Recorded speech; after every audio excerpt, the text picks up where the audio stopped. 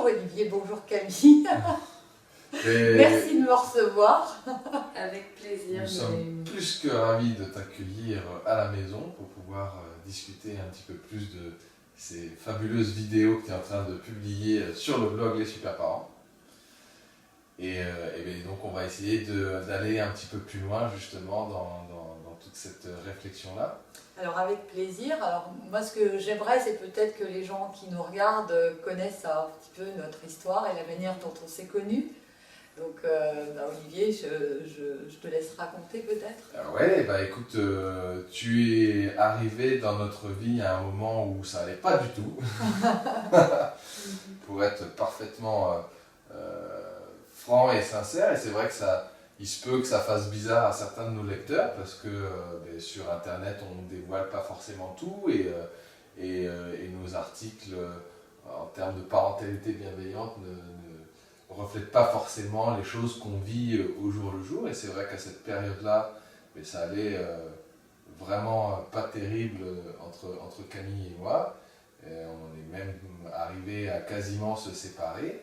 C'est ce coup dur dans nos vies qui nous a fait réaliser à quel point il était important de commencer à faire un travail sur soi, puisque de toute façon rien d'autre ne marchait, ni entre nous, ni avec les enfants. Alors oui, tous les outils de parentalité bienveillante qu'on a appris, testés, etc., il y a plein de choses qui ont marché, qui ont amélioré notre quotidien, mais au finish, ça n'allait pas forcément entre nous, et puis comme tu le dis dans ta vidéo, la première vidéo, c'est vrai qu'on se donnait toutes les excuses du monde, enfin on accusait l'extérieur en permanence en disant la maison est trop grande, on n'arrive pas à s'en sortir, il y a la crise, il y a ceci, enfin on se trouve toujours des tas d'excuses.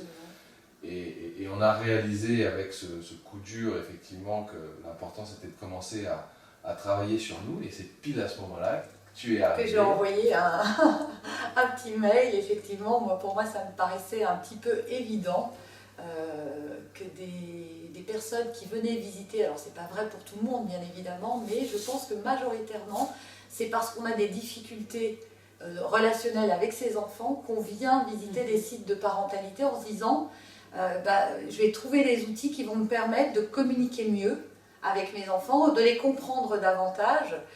Et donc, moi, je savais que quand on venait chercher de la parentalité, on venait un petit peu chercher de l'aide et un appel au secours parce qu'on ne savait pas s'en sortir avec ses enfants.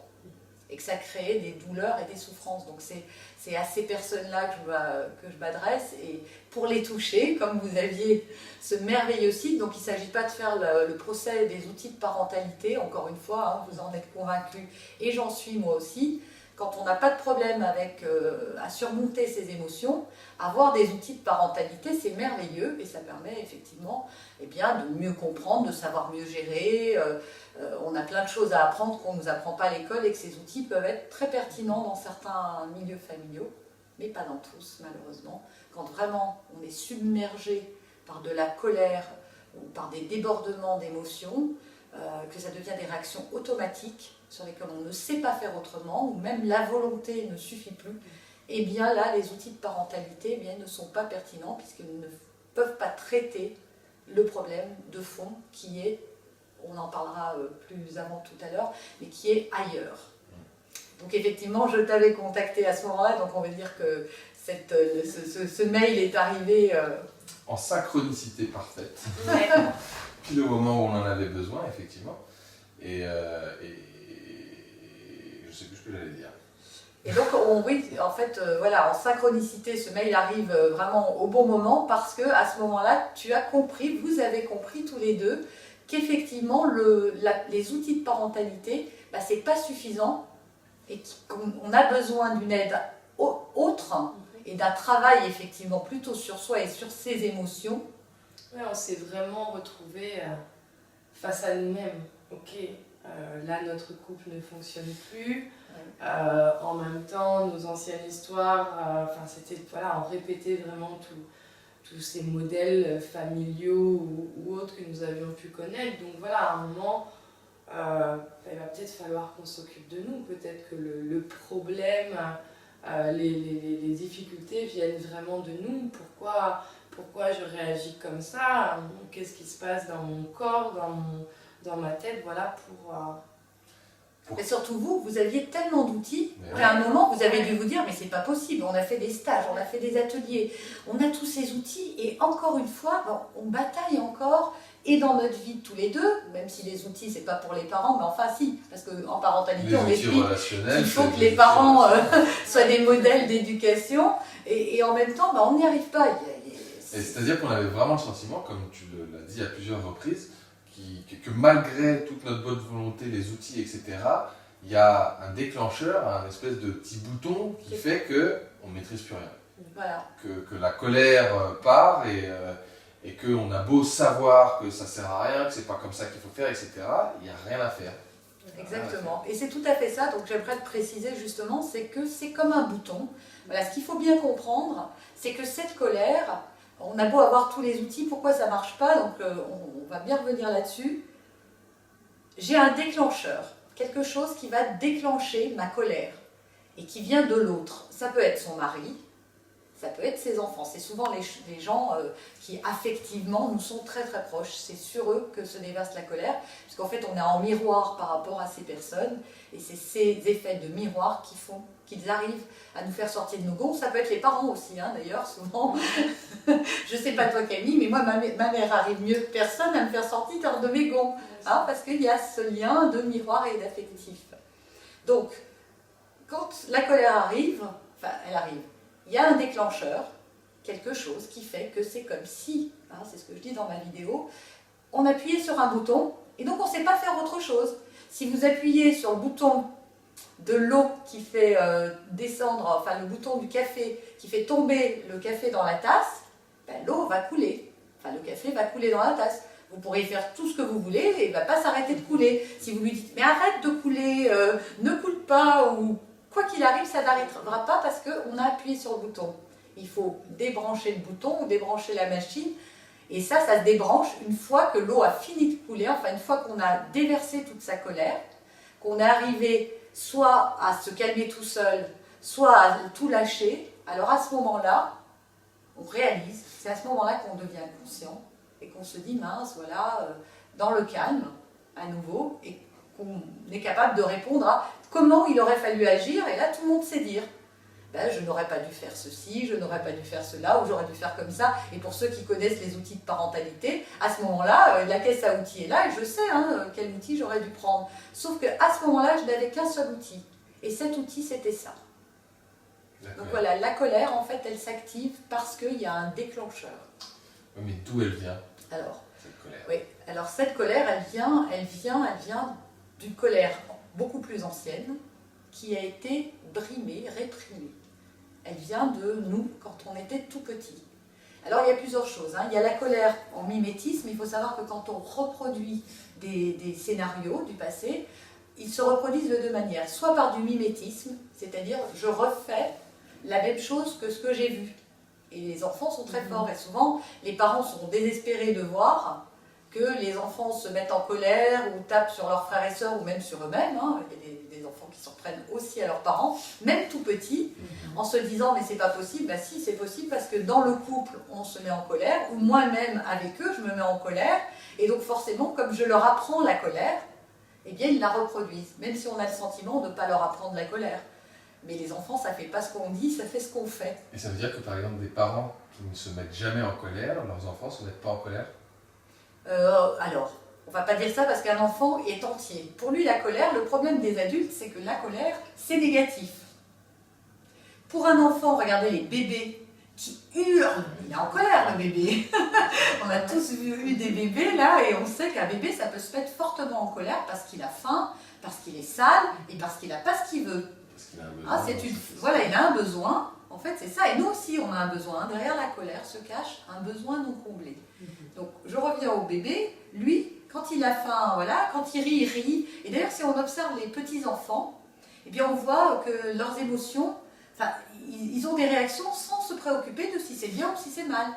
Si je ne veux pas dire bonjour à la dame, je ne dis pas.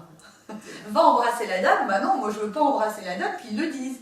Ou alors ils vous regardent en disant ah mais toi t'es moche ou t'es pas jolie. Ben oui, ils disent ce qu'ils pensent et ils vivent proches d'eux-mêmes. Et nous, on nous a expliqué, et on fait ça avec nos enfants, on leur explique que ça c'est bien et que ça c'est pas bien. Déjà, pourquoi c'est pas bien d'être en colère finalement? C'est pas mal. Ce qui est mal, c'est de la diriger. Enfin, c'est mal. Je dirais même pas que c'est mal parce que j'aime pas ce mot. Mais ce qui peut être perturbant, c'est quand on la dirige vers quelqu'un d'autre. Et donc, on lui fait subir sa propre colère en étant blessant ou en étant violent. Donc, effectivement, ça, c'est pas bien. Mais être en colère, il y a des saines colères. On peut s'indigner contre des choses.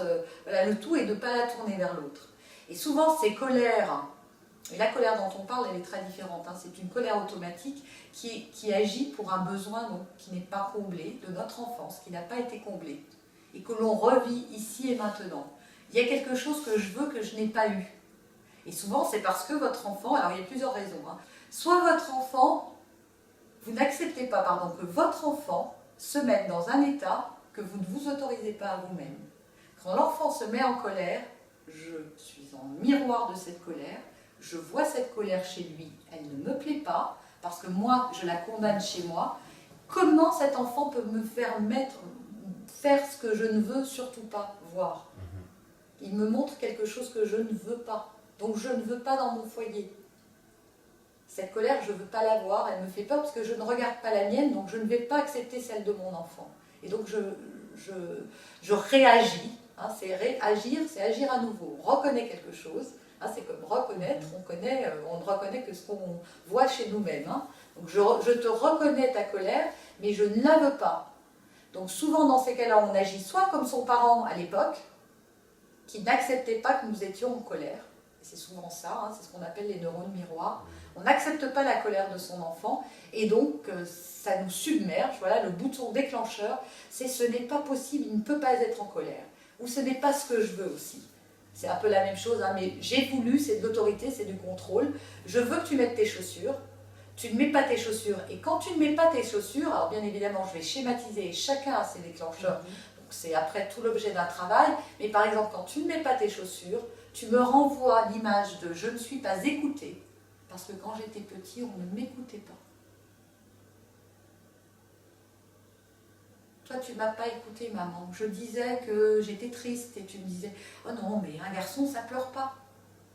Je disais que j'avais mal. « oh, mais tu ne vas pas te plaindre pour un petit bobo de rien du tout ». Tu ne m'écoutes pas, donc tu ne me reconnais pas comme étant quelqu'un de blessé ou d'en colère ou de triste.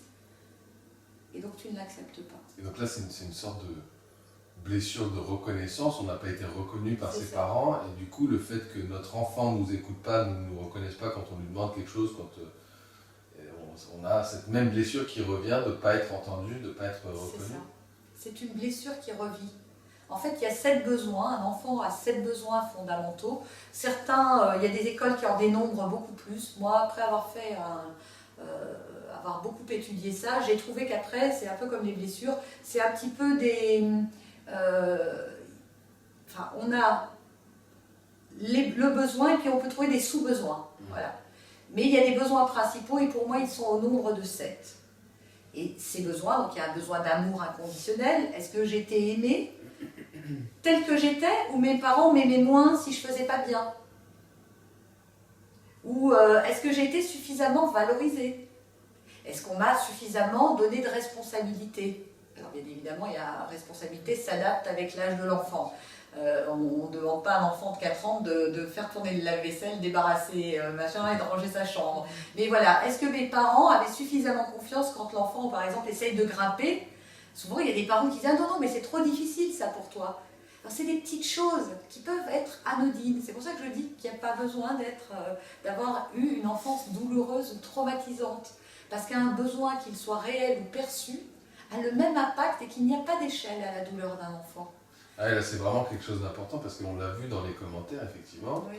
et à travers nos propres histoires aussi. C'est vrai qu'on a tendance à se comparer à certaines personnes qui ont eu des enfances vraiment traumatisantes, comme la tienne par exemple, qui était vraiment très violente et très dure, et se dire qu'à côté de ça, nous, on a plutôt manqué de rien et que ça a été, alors que voilà, je veux bien que tu reprennes cette explication que tu nous donnais tout à l'heure, parce que c'est vraiment dans l'échelle des valeurs. Exactement, et dans les commentaires d'ailleurs, et je m'adresse à toutes celles, parce que vous êtes surtout nombreuses, on en reparlera, beaucoup de femmes à m'écrire, à me dire, oui, finalement, moi, j'ai eu des parents aimants, j'ai eu des parents très bien, j'ai eu des parents ceci, mais ils ne m'ont pas, j'ai pas suffisamment confiance en moi parce que maman ou papa ceci, ou mon père se mettait extrêmement en colère, ou ceci, cela. Donc il y a quand même des petits mais, parce que les parents parfaits, ça n'existe pas. Voilà, déjà, nous n'en sommes pas, je n'en suis pas une, vous n'en êtes pas non plus, il n'y a pas de perfection. Maintenant, il y a des échelles et des degrés. Mais pour un enfant, il faut bien comprendre que les échelles et les degrés, c'est quand on devient adulte, on a bien conscience que ce que j'ai vécu moi, c'est plus grave que ce que quelqu'un d'autre a vécu, parce que c'est juste, la maman était trop protectrice, par exemple. Trop protectrice, pour un adulte, c'est dire, ah non, mais trop protecteur, c'est bien. En fait, ma maman, elle m'aimait beaucoup pour me surprotéger. Mais non, c'est pas bien pour l'enfant. Pour l'adulte, il peut se dire, ah bah oui, moi-même, j'aurais préféré avoir une maman très protectrice. D'ailleurs, enfant, je me disais ça, j'idéalisais les autres, en me disant, ah oui, mais elle est, voilà, c'est super, sa maman s'inquiète pour elle tout le temps, plutôt que d'avoir eu une maman violente. Mais pour le petit enfant, il n'y a pas d'échelle. Alors vraiment, quand on a pris des coups, un peu plus quand même, et ça crée un petit peu plus de troubles à l'âge adulte, parce que ce sont des lourdes violences. Et quand en plus il y a eu de l'humiliation, c'est encore un degré au-dessus. Mais néanmoins, pour un enfant petit, prendre une baffe ou se faire un petit peu... ou ne pas être suffisamment valorisé va créer une blessure profonde en fait, qui va se manifester dans sa réalisation d'adulte. Et c'est comme ça qu'on voit les gens qui ont eu des parents parfaitement aimants, mais qui manquent cruellement de confiance en eux. Et je vais même vous dire plus, c'est que ça peut venir de choses encore plus sournoises. Par exemple, des parents qui ont une réussite professionnelle importante. Ou je vais vous prendre un autre exemple, des enfants d'acteurs. Alors quand on est le fils d'Alain Delon, ça ne doit pas être facile tous les jours. Et ça n'a pas dû être facile. Et d'ailleurs, si vous vous souvenez de son fils, a fait beaucoup de bêtises quand il était jeune et en provocation, justement, parce que c'est pas facile d'être le fils de. Et donc, on peut tous être le fils de quelqu'un. Il n'y a pas besoin d'être le fils d'Alain Delon. On peut être aussi le fils d'un éminent chirurgien. On peut être le fils de quelqu'un qui a une notoriété dans son milieu à lui. Qu'il soit professionnel, familial, ça peut être le patriarche aussi, on voit ça dans les familles italiennes par exemple, etc., etc. Donc il suffit qu'on se soit senti dévalorisé ou submergé par l'ampleur du challenge à relever. La barre était haute, tellement haute qu'on s'est dit qu'on n'y arrivait pas, et c'est en plus derrière les parents. Pas que les parents, tous les éducateurs. Il faut savoir que ça peut venir des professeurs, des camarades à l'école, si on a eu une éducation religieuse au catéchisme, etc. Nous ont dit des choses qui ont fait qu'on a pensé qu'on ne serait pas capable, et ça a créé une blessure. Et cette blessure, elle a créé un besoin de valorisation, un besoin de reconnaissance, un besoin d'amour qu'on n'a pas eu et qui rejaillit à l'âge adulte, parce que quand on était petit, pour nous en sortir, pour survivre à cette idée que mon papa ou ma maman ne sont pas assez gentils avec moi et donc peut-être ne m'aiment pas, ne me valorisent pas, c'est insupportable pour un enfant de se dire ça. Parce qu'ils sont tout amour, on doit les aimer obligatoirement et ils nous aiment tellement, quoi qu'on leur fasse d'ailleurs.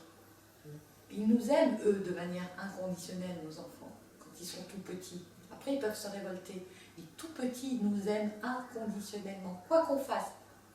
On peut leur taper dessus et les maltraiter, ils nous aimeront encore. Ça créera de la haine dans leur cœur, mais ils nous témoigneront beaucoup d'amour quand même. Et nos parents sont également des victimes. Moi, ça m'a aussi beaucoup aidé à comprendre et à guérir et à pardonner.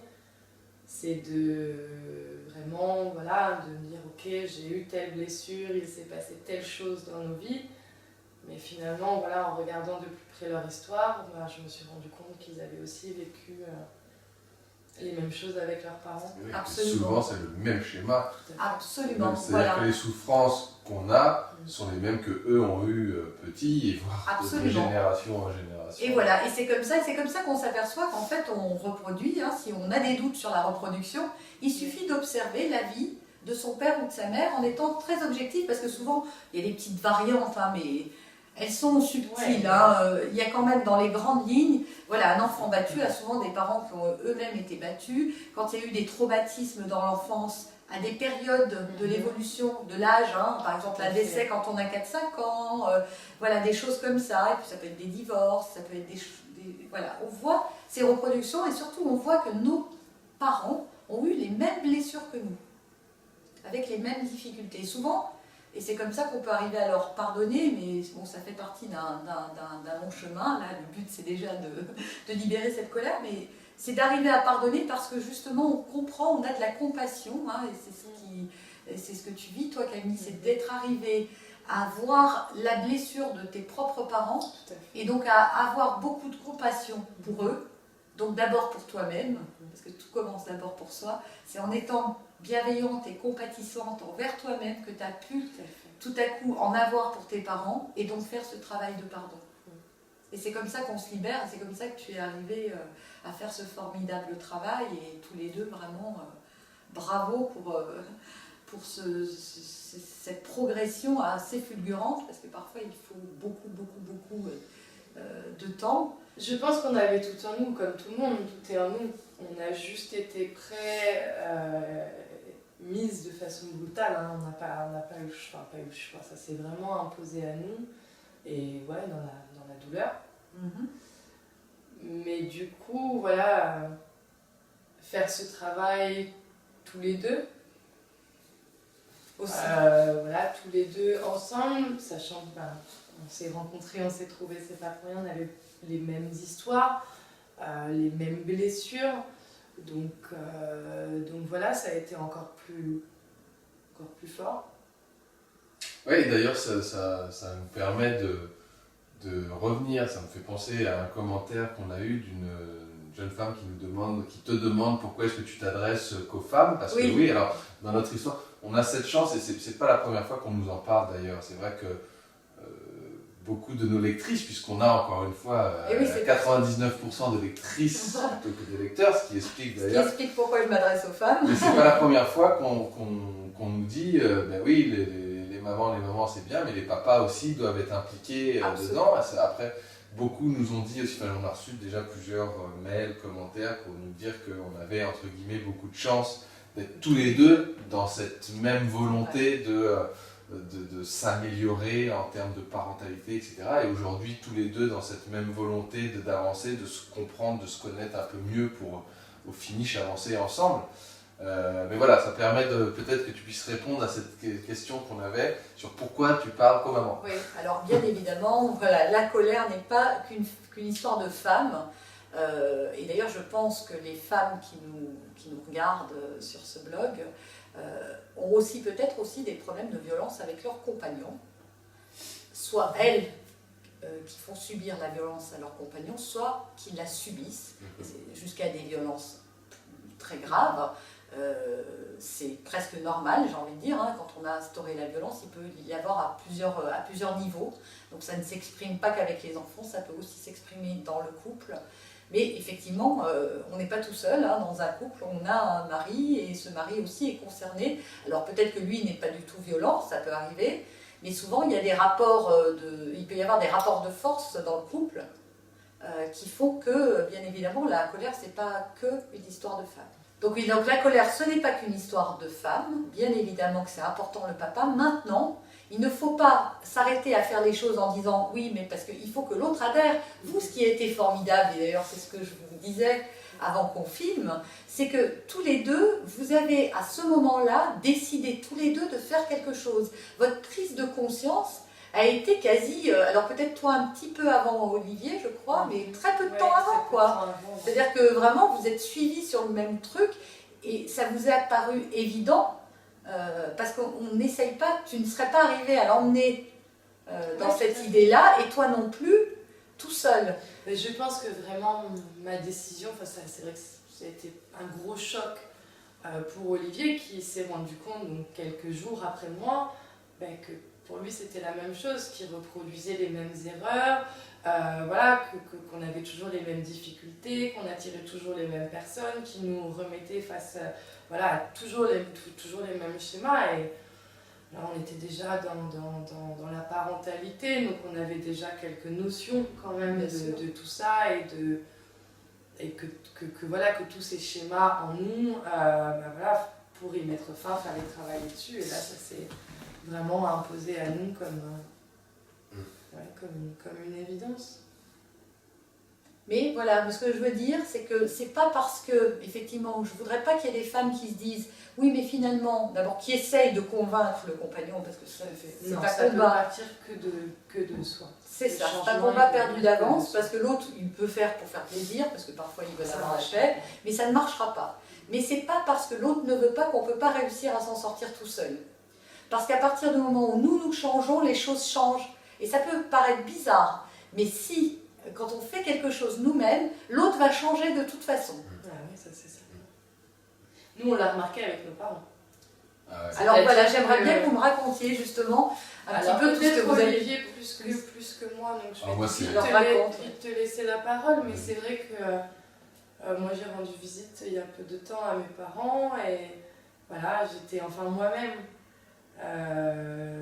pas complètement délivrée de toutes mes blessures ou tous mes masques, bien sûr, mais voilà, en phase avec moi-même, en accord avec la personne que j'étais, sans vouloir plaire. Et c'était fluide, c'était simple, j'ai réussi à leur dire des choses, à revenir sur certains éléments sans mettre de points particuliers sur de la violence ou des choses qui m'ont vraiment blessée. Mais oui, tu réglais pas les comptes. Je suis restée vague en les ramenant à leur propre schéma, à eux, leur propre enfance, leur propre histoire. Et ouais, il y a plein de choses qui se sont passées. Et mes parents, mon père a été capable de me dire des choses qu'il ne m'avait jamais dites. Comme je t'aime. Voilà, c'est énorme. Hein. Voilà, j'ai fait prendre conscience à mon père que sa mère, à lui, qui était géniale, qui s'est très très bien occupée de lui et de ses frères, et qu'elle a fait tout ce qu'elle a pu avec ce qu'elle avait en elle, mais malgré tout ne lui avait jamais dit je t'aime. Donc c'est vrai qu'il a été un petit peu surpris. Mais du coup, j'ai réussi à lui faire dire mais est-ce qu'à moi tu m'as déjà dit je t'aime? Non. Et du coup, il a été capable de me le dire, et pas qu'une seule fois, puisqu'il me l'a répété tout le week-end. Donc, c'est des petites choses, on commence doucement, parce que voilà, mais en changeant soi, c'est cette espèce de miroir, de reflet. Chez vos enfants aussi, vous avez dû constater, effectivement, depuis que. C'est dur de mettre des mots là-dessus, j'allais dire, depuis qu'on travaille sur nous, ça passe par plein de choses, hein, mais depuis qu'on a toutes ces réalisations, qu'on comprend un petit peu mieux notre propre fonctionnement, etc., on change et les enfants changent énormément. Ouais, et j'ai envie de dire qu'on a presque de moins en moins besoin d'outils de parentalité parce que les choses, du coup, deviennent beaucoup plus fluides, de plus en plus naturelles. Et les enfants changent. Ouais. Et moi, je voulais juste faire aussi un petit parallèle avec... mes parents qui eux aussi sont en train de changer énormément. Et encore une fois, ce qui est rigolo, c'est qu'on n'a rien demandé, quoi, hein, mais qu'à partir du moment où nous on se met à changer, avec mes parents, j'ai jamais pu passer plus de 2 jours, notamment avec ma maman, sans que ça parte dans des effusions, des cris, des colères, des machins, etc. Et puis voilà, le fait d'avoir changé, d'être apaisé à plein de points dans ma relation avec ma mère notamment. Voilà, on se remet à pouvoir se voir sans qu'il y ait plus de cris, de colère, de choses comme ça. Et puis ma maman est aussi en train de changer dans sa façon de voir les choses. Elle se met à lire des bouquins que jamais j'aurais imaginé qu'elle puisse lire, à se trouver des nouvelles activités qui sont plus, désolé maman, hein, qui sont plus forcément que centrées sur elle-même, mais au contraire, un truc dont je suis extrêmement fier, c'est qu'elle va se mettre très bientôt, elle va rentrer dans une association où elle va aller lire des histoires aux petits-enfants de maternelle, voilà, des choses... Et c'est quelque chose qu'elle n'avait pas la capacité de faire avant, avec ses blocages, avec son histoire aussi. Et ça a permis, toi, le fait d'avoir ouvert certaines portes, d'avoir compris des choses et d'avoir... tu les as ouvertes chez ta maman aussi, et ça, c'est chouette. Donc c'est beau, de travailler sur soi, de changer soi-même, ça fait changer tout autour de soi. Donc c'est génial. Et on découvre en fait, alors j'ai été quand même très émue, moi, je voudrais dire, des commentaires qui ont été postés de ces femmes extrêmement courageuses qui sont venues livrer elles aussi leur histoire et leurs espoirs. Donc vraiment, déjà, je voudrais exprimer ma gratitude à toutes ces personnes.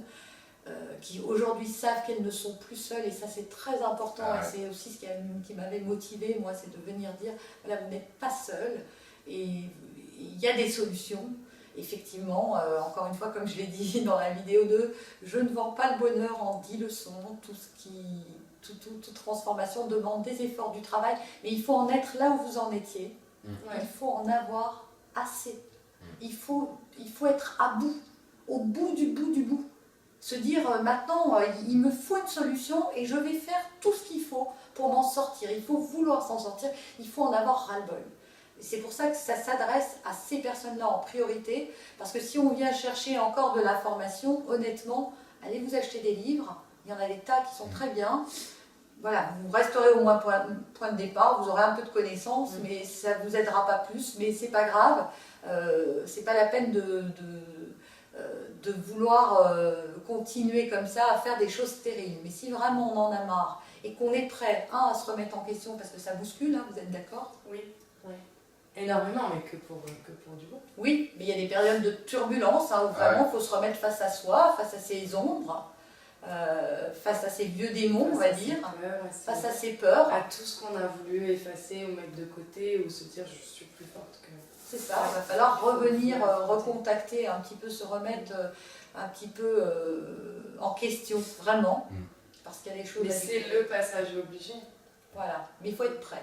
Mais c'est rigolo parce que avant de publier les vidéos qu'on est en train de publier, tes vidéos sur le blog, on n'avait absolument pas conscience d'avoir autant de lecteurs, lectrices qui en soient là, qui soient à bout, qui n'en peuvent plus, mais on est qui tous sont prêts. pareils. Enfin, j'ai l'impression que...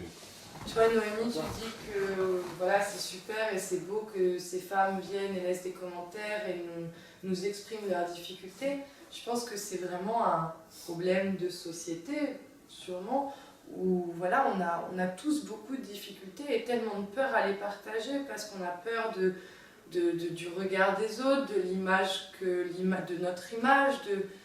Et c'est vrai que c'est tellement... nous, on a fait des rencontres merveilleuses, tu en fais partie, grâce à cette période difficile. Ben oui. Parce qu'en fait, on s'en rend pas compte, mais non, on n'est pas seul. Et on a tellement de gens, quand on est prêt à voir et à travailler sur soi, il y a tellement de gens autour de nous qui peuvent nous aider, comme toi avec ta formation. Ça peut être des thérapeutes, ça peut être...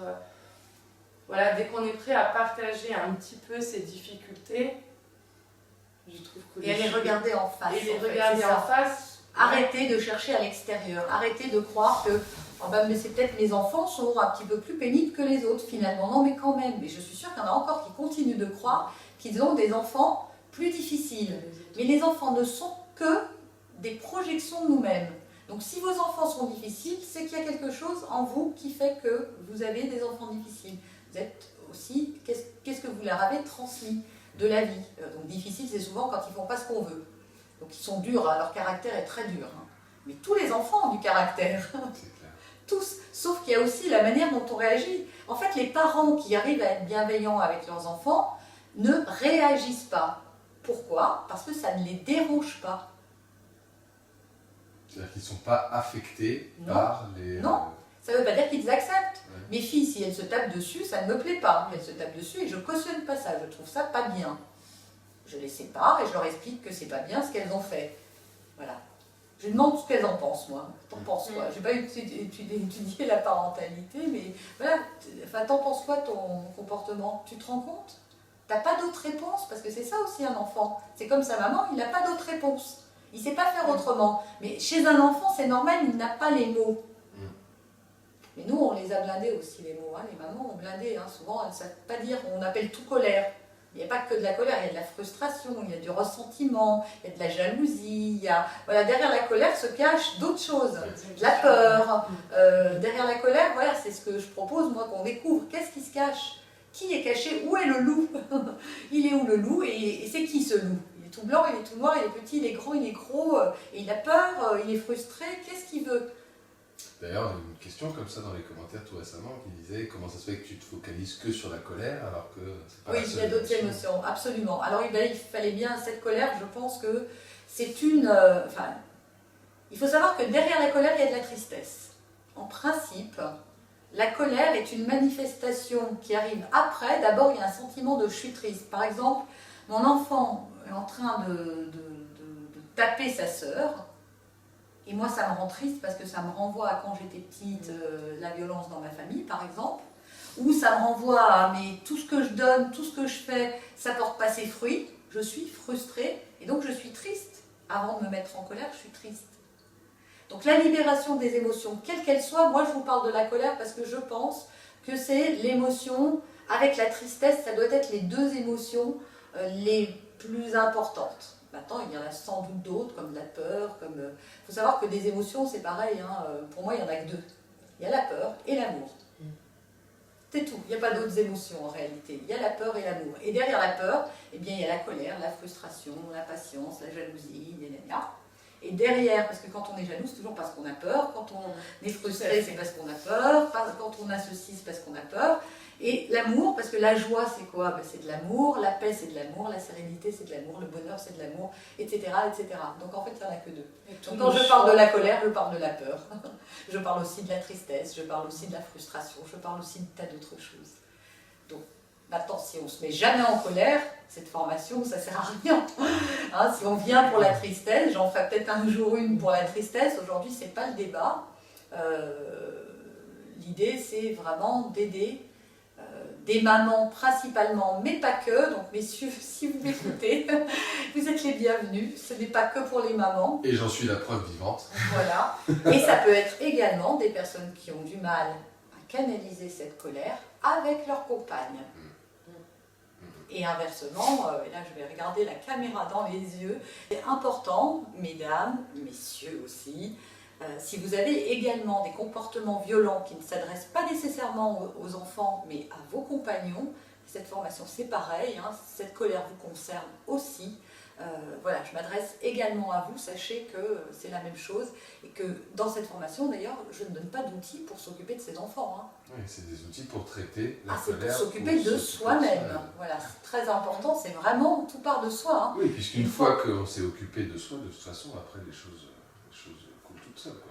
Mais après, on est, en fait, ce qu'il faut savoir, c'est que nous sommes naturellement, et là aussi je vais regarder la caméra, nous sommes naturellement bienveillants.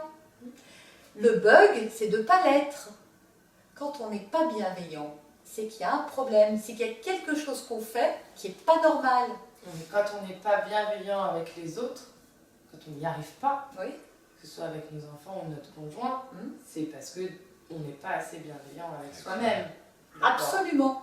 Ça commence par soi-même, c'est pour ça moi, je me rappelle qu'avant j'avais besoin d'être rassurée en permanence et j'avais besoin qu'on me dise qu'on m'aimait, que ce soit mes enfants et surtout Olivier en permanence. Alors comme Olivier ne me le disait pas suffisamment à l'époque, voilà, j'étais en permanence en train de lui demander, parce que voilà, il était en colère ou il répondait pas, voilà, permanence en train de lui demander est-ce que tu m'aimes? Et du coup maintenant, voilà, depuis, et ça m'a pris du temps, hein, depuis que j'ai fait un travail sur moi, que j'ai compris mes blessures, que voilà, que j'ai accepté tout ça et que je m'aime, que voilà, j'ai plus besoin de l'avoir des autres, où j'ai plus... Oui, tu n'as plus ce besoin. Ouais. Eh bien là, ça me permet de dire justement bravo, parce que là, ça va me permettre... En fait, tu vois, il y avait derrière ta colère un besoin d'amour. Tu avais besoin qu'on t'aime, parce que d'abord, tu ne t'aimais pas et qu'on ne t'avait pas suffisamment aimé de façon inconditionnelle. Hein. Un besoin d'amour inconditionnel qu'on ne t'a pas donné quand tu étais petite, donc tu l'as, et dans les couples, on fait ça, et on le fait aussi avec ses enfants. Donc, écoutez bien, c'est très subtil, c'est que on cherche à ce que l'autre vienne combler nos besoins. Donc dans un couple, on rencontre l'autre. Alors au début, tout va bien, on est dans la phase de découverte, et c'est formidable. Et puis arrive un moment où l'autre, eh bien, on le voit sous un autre regard. Et s'il ne comble pas nos besoins, on l'a choisi pour ça, je veux que tu m'aimes. Donc je te demande, Olivier, dis-moi que tu m'aimes, parce que moi, je veux que tu me guérisses. Et en fait, on attend, c'est ça aussi la responsabilité, c'est qu'on attend de l'autre qu'il vienne nous soigner et nous guérir ces blessures de l'enfance et ces besoins non comblés. On se dit que l'autre va venir combler notre besoin. Et c'est vrai aussi pour les enfants. Et c'est pour ça aussi qu'on se met en colère contre eux. C'est comment moi qui te donne tout, qui me sacrifie, qui fait tout bien pour que tu sois heureux, comment tu peux agir comme ça et me faire sortir de mes gonds parce que ce que tu fais, ça ne me plaît pas. Je veux que tu mettes tes chaussettes, tu devrais m'obéir parce que moi j'ai un besoin qu'on m'écoute. Et toi, tu ne le combles pas, ce besoin d'écoute. Et il y a ça aussi. Et les mamans solo, pareil, les mamans qui sont seules avec leurs enfants le font beaucoup. C'est pas de leur faute, elles ne savent pas faire autrement, encore une fois, je ne suis pas là, je ne dis pas ça pour juger, juste pour qu'on soit rassuré au contraire et qu'on se dise « Ah mais c'est peut-être pour ça que j'agis ». Parce que dans la vie, il faut des déclics. Et si cette vidéo ou les autres avaient pu en produire auprès des gens qui nous écoutent, vraiment, je pense que déjà, j'aurais déjà réussi une grande partie de ma mission, c'est faire venir à la conscience. Jung disait « Ce qui ne vient pas à la conscience revient sous la forme du destin ». Donc il faut que ça monte à la conscience, sinon on va avoir des souffrances de plus en plus violentes. Jusqu'à ce que ça arrive. Voilà. Et la colère, ça envahit tout sur son passage. C'est-à-dire ça peut détruire un couple, une famille. Les relations ne vont pas s'améliorer avec le temps. Les enfants, ça grandit. Et quand ça grandit, c'est eux qui retournent la colère contre les parents. D'où les crises d'adolescence très très difficiles. Parce que les enfants sont en train de dire je t'aime en fait quand ils se révoltent aussi. Et puis ça fait des enfants qui deviennent des adultes qui vont reproduire les mêmes schémas que les nôtres et qui vont du coup faire perpétuer cette violence. Absolument. Et cette colère à travers les générations. Et quel dommage quoi, quel dommage.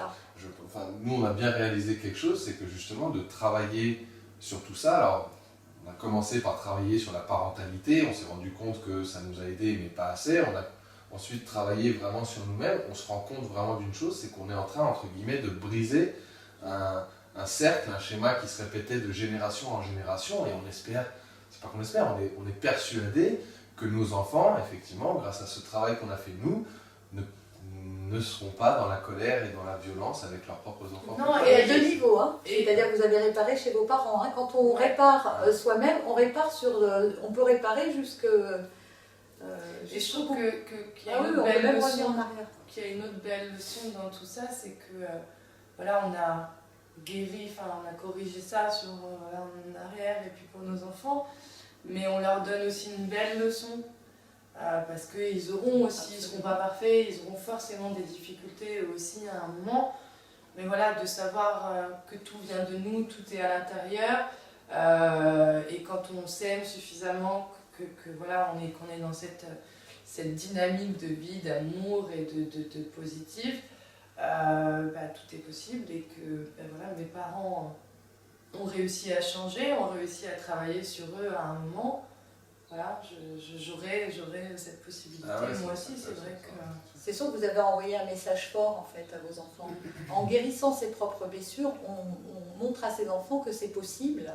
Donc même si on leur a, pour ceux qui sont inquiets en se disant, j'en ai beaucoup qui m'ont écrit en disant je ne veux pas que mes enfants revivent ce que j'ai vécu, je ne veux pas leur créer des traumatismes, qu'elles se rassurent, parce que effectivement si on guérit soi-même, eh bien ça guérit puisqu'on envoie une projection positive et un autre modèle en fait. Le schéma, il faut arrêter de croire que les choses ne sont pas figées. Voilà, c'est pas parce qu'on a mal agi là que ça va rester sur 12 générations.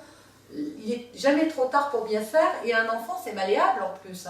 Donc c'est une habitude, mais les habitudes, nous on a pris des mauvaises, si on les change, les enfants vont changer aussi, de manière comme vous disiez, voilà, nous on a changé, on a vu que chez nos enfants, sans qu'on fasse rien pour eux, rien qu'en changeant nous-mêmes, et même dans notre couple, moi je change, je vois Olivier qui change, Olivier change et moi ça me fait changer aussi, et finalement voilà, on arrive à mieux s'entendre. Pourquoi ? Parce qu'on s'occupe de ses propres blessures. Donc c'est là où c'est important d'aller trouver quels sont ces besoins qui n'ont pas été comblés, pourquoi, comment ça agit, toutes ces souffrances, comment on peut s'en occuper soi-même et comment on peut s'en sortir finalement et définitivement. Voilà. Donc la colère va disparaître de votre vie quand vous en aurez plus besoin en fait. Là aujourd'hui, elles en ont besoin, vous en avez besoin, c'est pour ça qu'elles s'expriment. Et tant qu'on en a besoin, elle est là. Donc il va falloir revenir faire taire cet enfant qui pleure à l'intérieur de nous et qui hurle. La colère, c'est cet enfant, il hurle, il crie, il dit. C'est une alarme, comme je le dis dans une de mes vidéos, la colère est une alarme. Il faut savoir que voilà, si vous êtes heureux, joyeux, tout va bien. Vous êtes sur des énergies dynamisantes. Je préfère positif ou négatif, dynamisantes pour vous, qui vous rendent serein, bienveillant et tout ça. Et puis, s'il y arrive de la tristesse, de la colère, des émotions moins dynamisantes, plus perturbatrices, en fait, elles ne sont là que pour vous dire « non mais là, il y a un truc qui ne va pas ». Soit il y a une pensée. Un exemple, vous attendez votre mari, il doit rentrer à 20h, et il est 20h15, il n'est pas rentré. 20h30, il n'est toujours pas rentré. Qu'est-ce qui se passe? La tête se met en branle. Voilà, il se fout de moi, il a dû encore aller boire un verre avec des copains, d'autres se diront il me trompe. Il faut savoir qu'on voit tous que nos parents nous ont légué plus que la couleur de nos yeux ou de nos cheveux. Ils nous ont en fait transmis leur vision du monde et notre identité, c'est-à-dire ce qu'on croit être. Et la vision du monde, eh bien, c'est l'interprétation qu'on fait d'une situation. Ce qui fait que d'une personne à l'autre, ça diffère. Personne n'analyse une situation de la même manière. Et donc, devant un retard, il y a celles qui vont se dire il est encore parti avec ses copains boire un verre et il n'en a rien à faire de moi. D'autres qui vont dire il est gonflé, il ne prévient même pas. Et il y aura même celle qui dira chouette, je vais aller me faire couler un bain. Qu'est-ce qui fait qu'il n'y en a pas une qui a la même réaction? Tout simplement à cause de ces filtres du passé, où on a mis une étiquette sur les hommes, sont comme ça. Donc, le mien, il réagit comme ça. Alors, il y en a plein qui vont hurler en disant « oui, mais il est vraiment comme ça, moi, le mien ». Oui, parce qu'on attire à nous notre propre réalité. Si on croit que les hommes sont tous des volages, eh bien, tous les hommes qu'on rencontrera le seront. Donc, c'est là où ça va très, très, très loin. Donc, il faut vraiment revenir en profondeur sur son histoire, en profondeur sur ses blessures, les besoins qui n'ont pas été comblés, pour pouvoir enfin transcender tout ça et transformer, moi c'est ce que j'appelle l'alchimie, c'est transformer le plomb en or, voilà, en faire autre chose. Changer ses croyances pour que les nouvelles croyances deviennent notre nouvelle réalité. C'est ça, on peut tout changer, c'est ça, c'est pour ça que la notion de responsabilité, en fait, c'est une super bonne nouvelle, parce que si ça dépendait des autres, on ne pourrait rien faire, ou des événements. Ouais. Parce que souvent on se dit, ah bah oui, mais là, je suis très fatiguée, alors c'est pas mieux, voilà, je suis en colère parce que je suis tout le temps fatiguée, et puis j'ai 3 enfants, c'est fatigant, et en plus je travaille, mon mari ne rentre pas avant 20h, je suis pas aidée, c'est normal que je sois en colère. Non, c'est un facteur aggravant. Bien évidemment, si on a moins bien dormi, on est moins patient, même le plus patient des patients va être un peu plus irritable, on va dire, que si on a bien dormi. Mais pas violent. En tout cas avec les gens qui l'aiment, parce que cette personne-là ne sait pas faire ça, tout simplement, n'a pas appris ça, elle n'a jamais vu ça, donc elle ne fait pas ça. C'est ça le secret des parents bienveillants. Ils n'ont aucun mérite, il faut bien se le dire. Ils n'ont juste pas connu la violence. C'est comme quelqu'un qui n'a jamais fumé. On n'a aucun mérite à ne pas fumer, mais on a du mérite à avoir arrêté de fumer, on est d'accord? Mais c'est la même chose. Celui qui ne fume pas, il n'a pas de mérite, sauf celui de n'avoir jamais commencé. C'est le seul mérite qu'on pourrait lui reconnaître. Mais il n'a pas de mérite, il fait ça naturellement. En fait, voilà, les autres font naturellement ce que nous devons apprendre à faire, parce que nous, le modèle que nous avons eu, ce n'est pas celui-là. Dans notre corps, on a inscrit un programme, et ce programme dit que quand il se passe ça, je réagis comme ça. Et il y a aussi, donc les fameux aussi, je réagis comme ça, parce que de toute façon, il n'y a pas d'autre chose, je ne sais pas faire autre chose. J'ai toujours vu comme ça, mon père criait, ma mère criait, donc moi je crie. Et d'ailleurs souvent on se dit, pardon, vous avez dû vous surprendre en train de ressembler, toi à ta mère et toi à ton père. Oui, bien sûr. On dit la même chose, on a les mêmes attitudes, des choses où on aurait dit, mais jamais, jamais.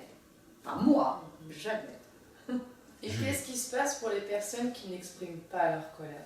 Alors, qui préfèrent garder ça pour eux? Moi, je pense à 1 ou 2 personnes, notamment dans ma famille. Alors, ceux qui répriment la colère, c'est pas mieux. Parce que, bien évidemment, ils ne la font pas subir aux autres, mais il faut bien qu'il y ait quelqu'un qui subit. Et dans ces cas-là, c'est soi-même. Et dans ces cas-là, on se fabrique des maladies.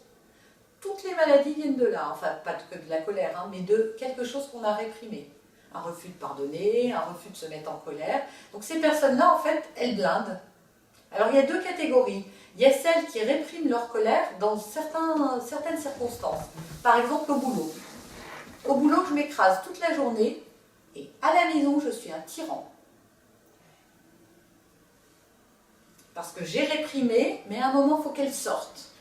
Donc je dis rien, Et quand j'ai en face de moi celui que j'aime souvent, hein, enfin quelqu'un, parce qu'il y a aussi le fait que celui qu'on aime va accepter plus facilement. Et on peut plus lui faire voir notre vrai visage, parce qu'en société, on ne veut pas montrer qu'on est comme ça, parce qu'on aurait peur du jugement. Ça, c'est malheureux, on fait quasiment toujours souffrir en priorité les gens qu'on aime. Oui, parce qu'il y a comme on m'aime, il m'aime, cela. Et oui, et en plus, il sera plus à même de me pardonner, puisqu'il m'aime. Il y a ça, et puis il y a aussi le fait que avec l'affectif, c'est amplifié. Parce que là, agit quelque chose d'autre qui est l'affect. Et puis on est dans sa cellule, dans son coco, effectivement, on est un peu plus protégé. On est en milieu protégé, entre guillemets. C'est quand même paradoxal. Et donc voilà, donc il y a deux catégories. Il y a ceux-ci, voilà, et ça va sortir ailleurs. Donc ça peut être les enfants, le mari. Et puis il y a ceux qui répriment vraiment tout le temps, qui ne se mettent pas en colère. Souvent, s'il y a des croyances très fortes c'est quand ils étaient petits, dans cette famille-là, justement, on ne se met pas en colère, ça ne se fait pas. Il ne faut pas exprimer ses émotions, on ne montre pas, etc., etc. On a voulu coller à un modèle aussi. Il y a beaucoup d'enfants, d'ailleurs j'ai quelques commentaires comme ça, il y a beaucoup d'enfants qui ont eu un frère ou une sœur aînée, souvent le cas des deuxièmes, hein, un frère ou une sœur aînée difficile dans la famille. Quelqu'un qui a donné du fil à retordre aux parents. Et cet enfant qui arrive en deuxième, lui, il ne veut pas que ses parents y vivent ça, il voit bien lui que c'est dur pour les parents. Alors il va se faire tout petit. Tout petit. Il ne va pas faire de bruit. Il va essayer de se comporter justement pour plaire tout le temps. Mais il nie ses besoins, encore une fois, on revient aux besoins. Il nie ses propres besoins qui sont que, bien évidemment, qu'il faut s'exprimer, surtout à un enfant. C'est des enfants qui grandissent un peu trop vite, qui sont un peu trop raisonnables. Des enfants trop gentils, trop sages, trop parfaits finalement. Mais parce qu'ils ne veulent pas gêner les parents. Souvent, les parents les adorent d'ailleurs, ils leur témoignent tellement d'amour. C'est encore plus difficile d'en vouloir à des parents comme ça. Alors, on préfère se dire que, bah non, alors je ne peux pas me mettre en colère contre eux. Et en fait, là, c'est encore plus sournois. Parce que quand on a eu ma vie, c'est facile d'être en colère contre ses parents.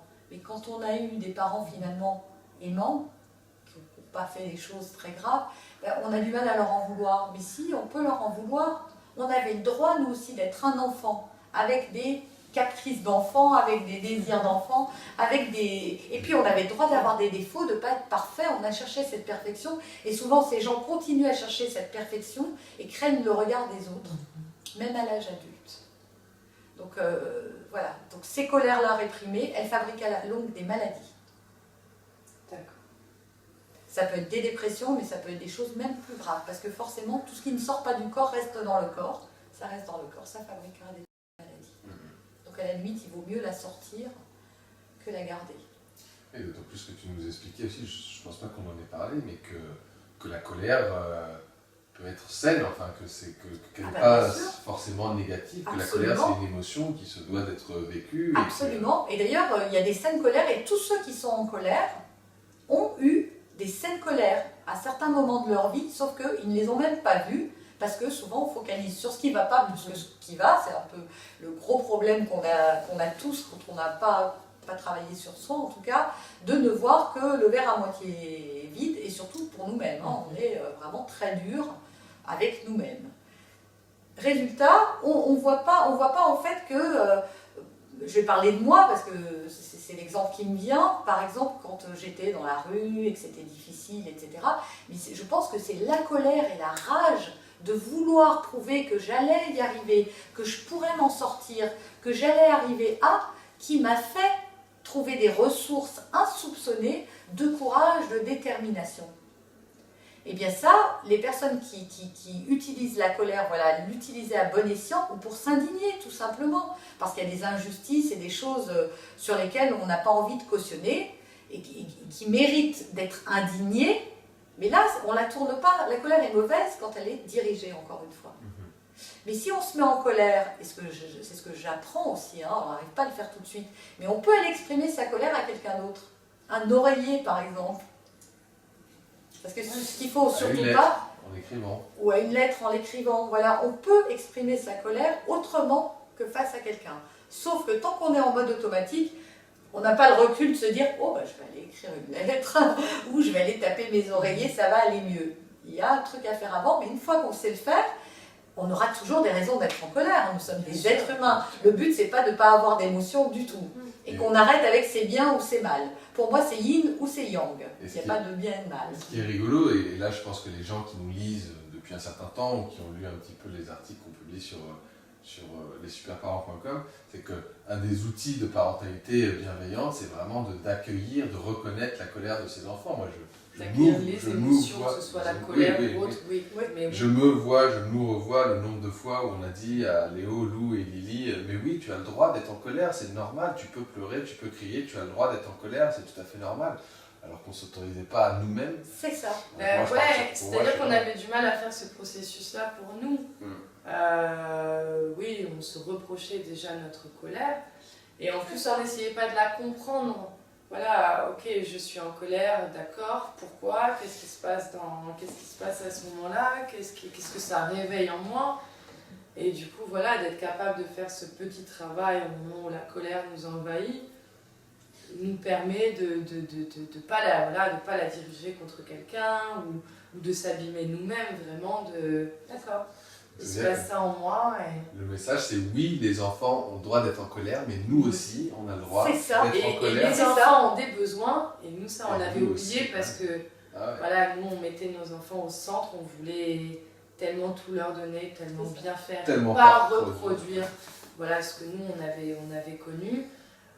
Qu'on les a vraiment mis au centre de notre vie et du coup on s'est oublié en tant que couple, en tant qu'individu, et du coup voilà, ça voilà vraiment le repréciser. Tout tournait autour de vos enfants, c'est ça. Et pour nous il y avait voilà, et là on faisait tout pour combler les besoins des enfants. Mais on a oublié que nous aussi on avait, après on l'a peut-être jamais vraiment su, que nous aussi on avait des émotions et des besoins, que c'était ce travail de parentalité, là-dessus qui nous amène après à nous, c'était sûrement ça notre chemin. Mais oui, nous aussi, adultes et parents, nous avons des émotions, nous avons des besoins et pour être bienveillant avec ses enfants ou son conjoint, il faut se respecter et respecter ses besoins et ses émotions. Absolument, oui. C'est tout à fait ça, effectivement. Et cette colère qu'on ne s'autorise pas, justement, eh bien c'est pour ça qu'elle revient aussi. C'est parce qu'en fait, on la blinde, on a décidé que c'est pas bien, on est en train de faire un truc pas bien. Alors, certains vont dire, mais si, mais je me mets en colère, vraiment, je crie même. Oui, mais à un moment, il y a une voix qui dit, stop, il faut que tu t'arrêtes. Et c'est pas ça, vivre son émotion. C'est beaucoup plus complexe. Mais il faut déjà se l'autoriser, déjà. Intellectuellement, se dire, mais finalement, j'ai le droit. Ça libère quand même de se dire déjà, mais j'ai le droit d'être en colère de la même manière que j'ai le droit de... C'est comme si on disait, on n'a pas le droit d'être heureux. Ah ben non, faut pas être heureux. Ben si, et j'ai le droit d'être triste. Mon chien décède, voilà, j'adore mon petit chien, etc. Il décède, je fais quoi? Eh bien je pleure. On est d'accord, je pleure. Il se passe, je sais pas, quelque chose, quel exemple de colère? Mais oui, je me mets en colère là, je suis pas content. Donc je me mets en colère, encore une fois, ne pas la diriger. Et l'accueillir, l'accepter, cette colère. Pour ce qu'elle est, une colère. Pas pour ce qu'elle fait, parce que souvent, voilà, le côté négatif, c'est pour ce qu'elle fait. Et souvent, on croit que quand on va accepter ce truc qu'on trouve tellement négatif et qu'on ne veut pas voir, parce que la colère, c'est affreux, on se dit que si on l'accepte, alors on la cautionne, et donc elle va rester puisqu'on l'accepte. C'est qu'on l'aime bien. Non, alors il faut faire le distinguo entre accepter quelque chose et c'est pas parce qu'on accepte d'être en colère ou qu'on se l'autorise qu'on va l'être davantage. Au contraire, c'est comme ça. C'est un des premiers pas, une des premières clés pour commencer à s'en libérer. C'est à prendre conscience qu'elle est saine, elle vient nous dire quelque chose, cette colère. Donc si on l'accueille comme une bonne amie qui vient nous avertir, je sais pas, voilà, il y a une inondation. Eh ben, heureusement que vous avez les pompiers ou la voisine qui vient taper à votre porte pour vous dire attention, il faut partir, parce que là on va être inondé. Heureusement que la voisine hurle derrière la porte en tapant fort. Ben, la colère c'est ça, c'est votre voisine qui vient taper derrière la porte pour dire attention, ça va pas, il y a quelque chose, là il y a un besoin qui n'est pas comblé, il faut que tu trouves ce que c'est. Oui. Bon. Eh bien écoute, un grand merci Noémie, déjà d'être venue nous voir, 2 de nous aider comme tu le fais. 3, de publier ces magnifiques vidéos que tu publies sur le blog et qui vont aider des tas de gens. 4, d'avoir créé la formation que tu as créée et qui, on le sait, va aider toutes les personnes qui auront envie d'aller plus loin avec toi. Donc voilà, plein de gratitude. D'être cette belle personne qui vient aider les autres, qui viennent donner des clés aux personnes qui sont prêtes à travailler sur elles, c'est vraiment très chouette. Merci à vous, merci de votre accueil. Tu reviens quand tu veux, Oui. avec plaisir.